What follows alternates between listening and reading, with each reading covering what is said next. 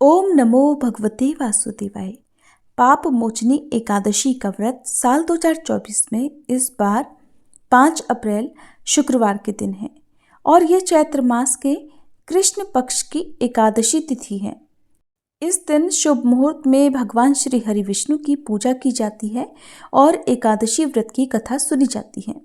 अगले दिन द्वादशी तिथि को व्रत का पारणा किया जाता है।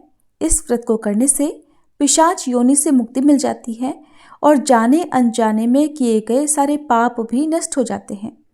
एकादशी व्रत में अगले दिन व्रत का पारण किया जाता है, यानी अगले दिन अन्न ग्रहण करके उपवास खोला जाता है। भक्त एकादशी का व्रत रखते समय कुछ नियमों का पालन भी करते हैं, जैसे कि पूरी रात जागकर श्री विष्णु सहस्त्र नाम का पाठ करते हैं, भजन कीर्तन करते हैं, भगवान विष्णु के मंत्रों का जाप करते हैं और अगले दिन शुभ मुहूर्त में व्रत का पारण करते हैं। पारण करने की जो विधि है वो इस प्रकार है। द्वादशी तिथि के दिन सुबह जल्दी उठकर स्नान करें, साफ स्वच्छ वस्त्र पहने, ध्यान करें, फिर घी का दीपक जलाएं, भगवान श्री विष्णु का आवाहन करें। ओम नमो भगवते वासुदेवाय इस मंत्र का आप जितनी देर तक हो सके उतनी देर तक जाप करें।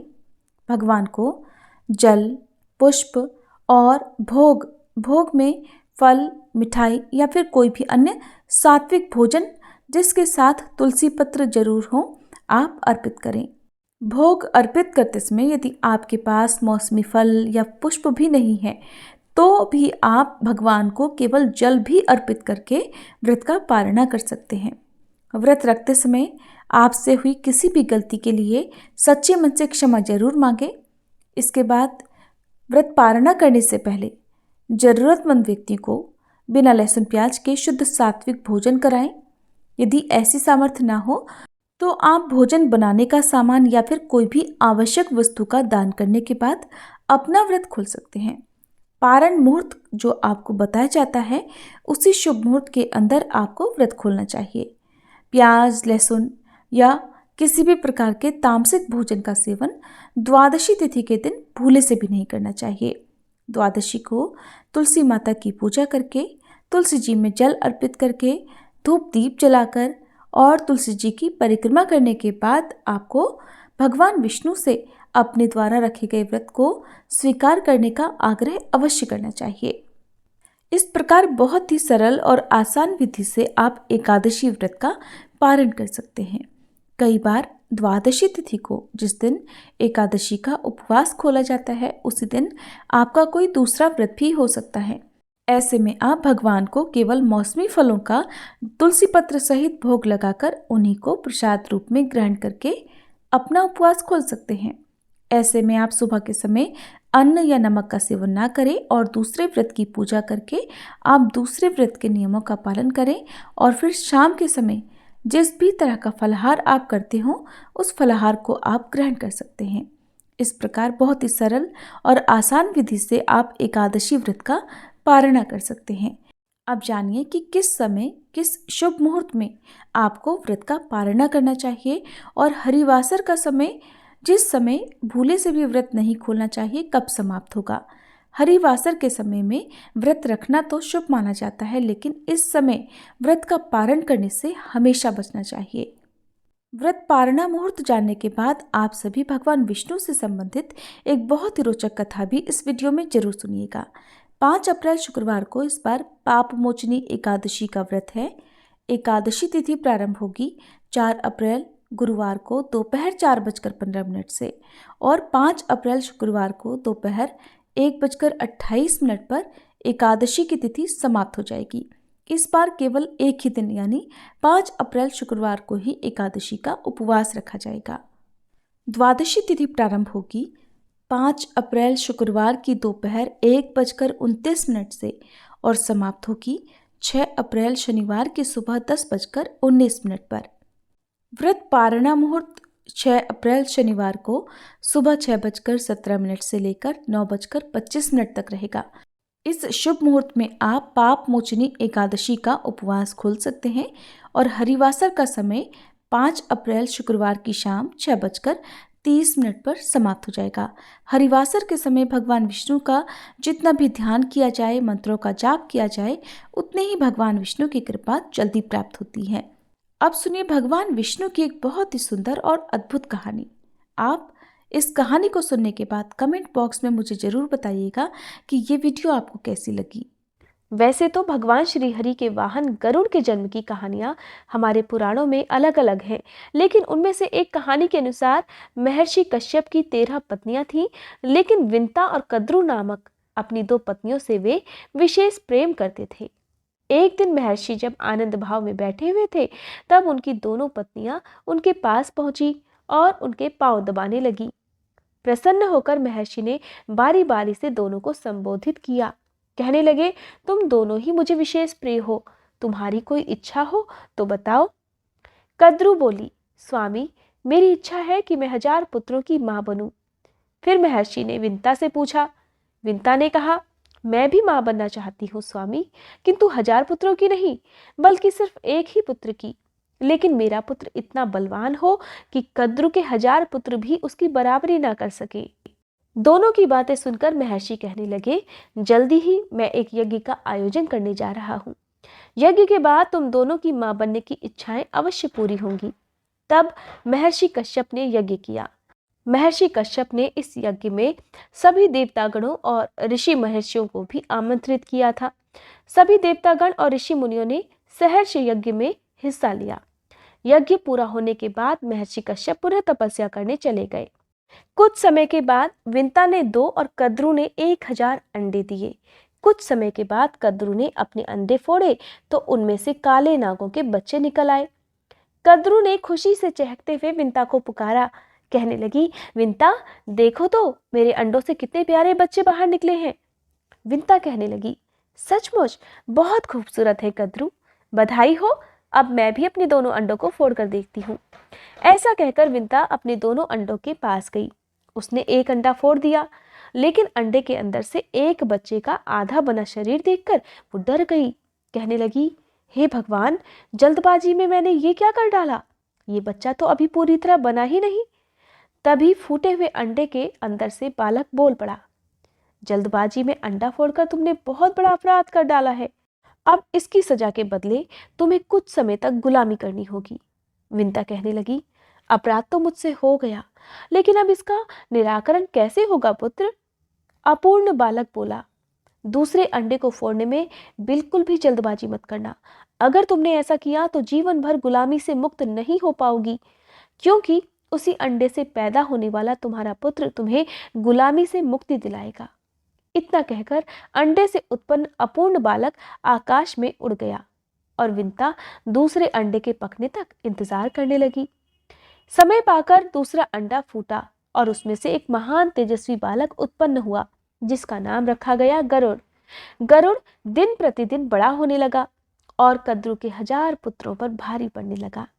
परिणाम स्वरूप विंता और कद्रू के संबंध दिन प्रतिदिन कटु से कटुतर होते चले गए। अब उन दोनों में बिल्कुल नहीं बनती थी। फिर एक दिन जब विंता और कद्रू भ्रमण कर रही थी, कद्रू ने सागर के किनारे खड़े दूर एक सफेद घोड़े को देखकर विंता से कहा, बता सकती हो विंता, दूर खड़ा वो घोड़ा किस रंग का है। विंता कहने लगी, सफेद रंग का। तब कद्रू कहती है, शर्त लगाकर कह सकती हो कि घोड़ा सफेद रंग का ही है, मुझे तो इसकी पूंछ काले रंग की नजर आ रही है। विंता कहने लगी, तुम्हारी बात बिल्कुल गलत है, घोड़ा पूंछ समेत सफेद रंग का ही है। अब बहुत देर तक दोनों में यही बहस छिड़ी रही कि घोड़े का रंग क्या है। बहस करने के बाद आखिरकार कद्रू ने ही कहा, तो फिर हम दोनों में शर्त लग गई, कल घोड़े को चलकर देखेंगे, अगर घोड़ा सफेद रंग का हुआ तो मैं हार जाऊंगी और अगर उसकी पूंछ काली निकली तो मैं जीत जाऊंगी। उस हालत में जो भी हम दोनों में से जीतेगी तो हारने वाले को जीतने वाले की गुलामी करनी पड़ेगी।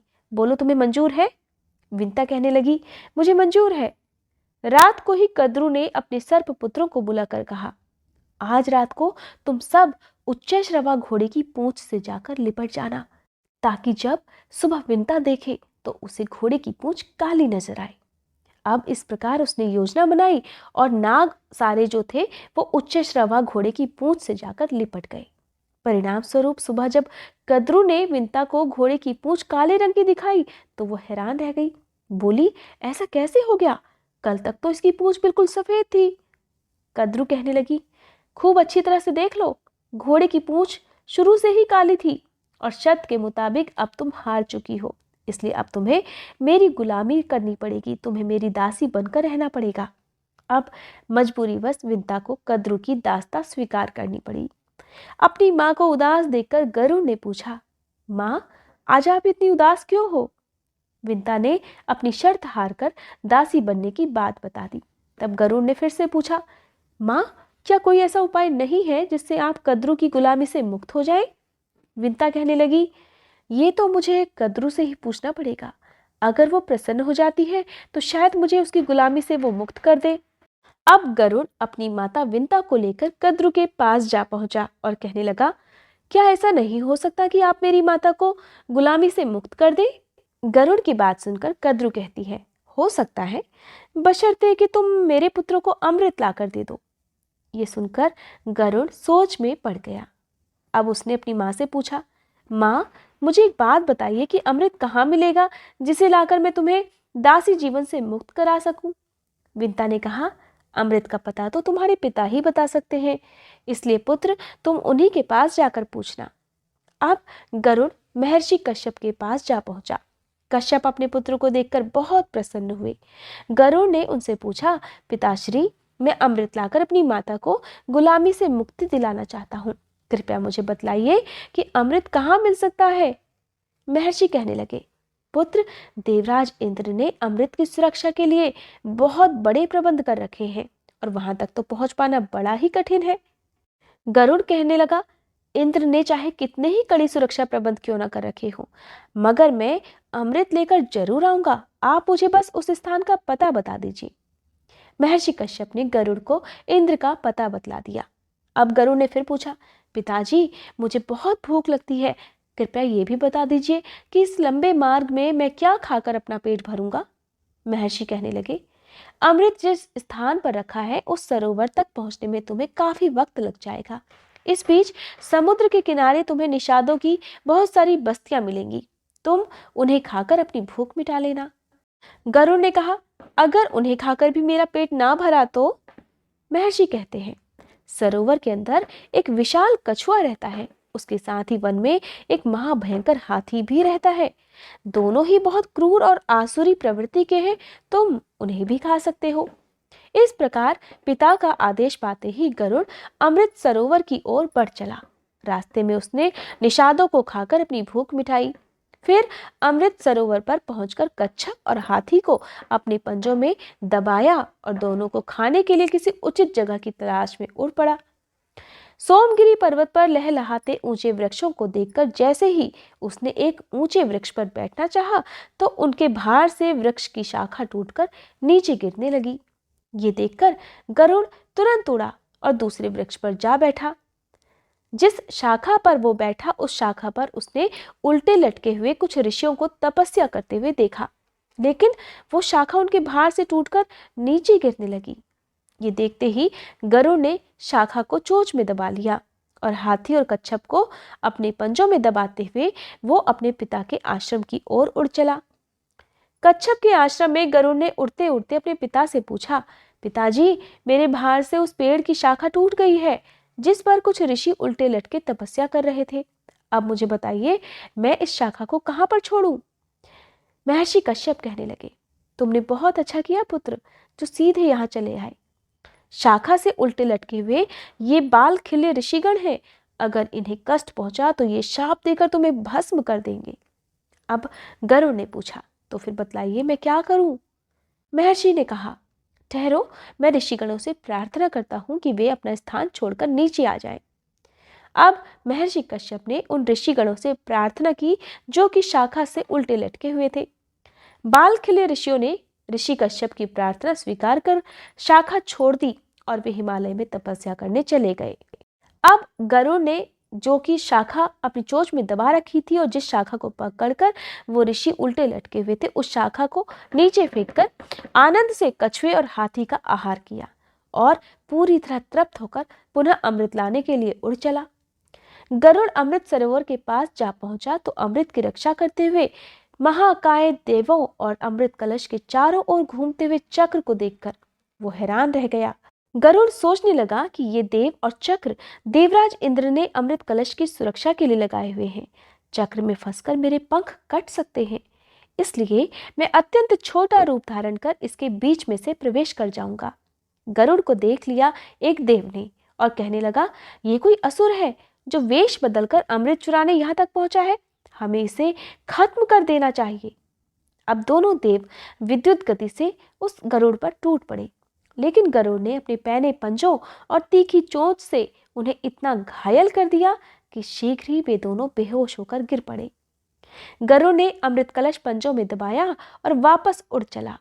होश में आते ही दोनों रक्षक देव घबराए हुए इंद्र के पास जा पहुंचे और गरुड़ द्वारा अमृत कलश चुरा कर ले जाने की घटना बता दी। ये बात सुनकर इंद्र बड़े हैरान होकर कहने लगे, ऐसा कैसे हो गया? सरोवर में रहने वाले विशाल कच्छप और तट पर रहने वाले महाकाय हाथी का क्या हुआ? उन दोनों को भी उस विशाल गरुड़ ने अपना भोजन बना लिया है। उन रक्षकों ने देवराज इंद्र को बताया। ये बात सुनकर देवराज इंद्र ने तुरंत अपनी देव सेना की एक टुकड़ी के साथ वज्र उठाया और इंद्रपुरी से निकल गए और गरुड़ की खोज में आगे बढ़ चले। आकाश मार्ग में उड़ते हुए शीघ्र ही उन्होंने गरुड़ को देख लिया और अपना वज्र चला दिया, लेकिन इंद्र के वज्र का गरुड़ पर कोई भी असर नहीं हुआ। बस उसके डैनों से सिर्फ एक पंख वज्र से टकराकर नीचे आ गिरा। अब देवराज इंद्र गरुड़ पर टूट पड़े, किंतु कुछ ही समय में गरुड़ ने उन्हें अपनी पैनी चोंच की मार से अधमरा कर दिया।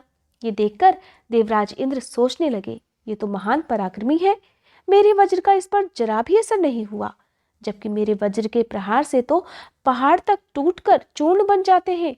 ऐसे पराक्रमी को शत्रुता से नहीं, मित्रता से काबू में करना चाहिए।